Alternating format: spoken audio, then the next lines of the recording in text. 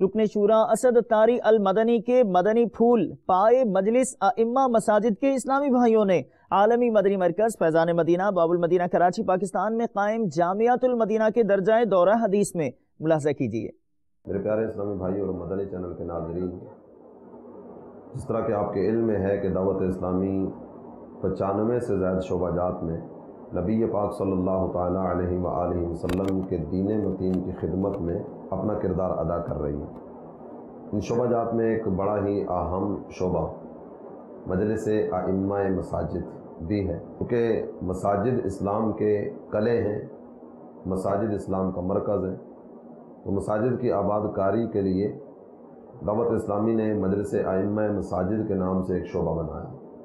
वैसे तो मसाजिद के हवाले से दावत इस्लामी के मुख्तलिफ़ शोबाजात हैं।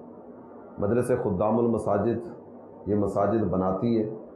मजलिस अइम्मा मसाजिद ये अइम्मा का तकर्रुर करती है। और फिर एक मजलिस है जिसका नाम है मजलिस इमामत कोर्स, वो दुरुस्त अंदाज में इमाम की तरबियत करके कुरान पाक पढ़ने के हवाले से, कुरान पाक पढ़ाने के हवाले से, दीगर बुनियादी ज़रूरियात, इमाम को कितनी चीज़ें हैं जिनका इल्म होना ज़रूरी है, ये इमामत के मसाइल वगैरह क्या हैं। तो मजलिस इमामत कोर्स ये तकरीबन 4 माह का कोर्स है जो करवाती है।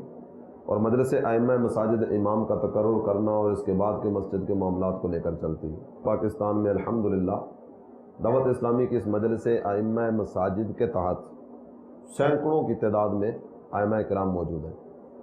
और इस वक्त ये जो अपना तरबियत इज्तिमा सिलसिला जारी है, इसमें सिर्फ बाबुल मदीना कराची के अइम्मा मसाजिद उनका ये तरबियत का सिलसिला है।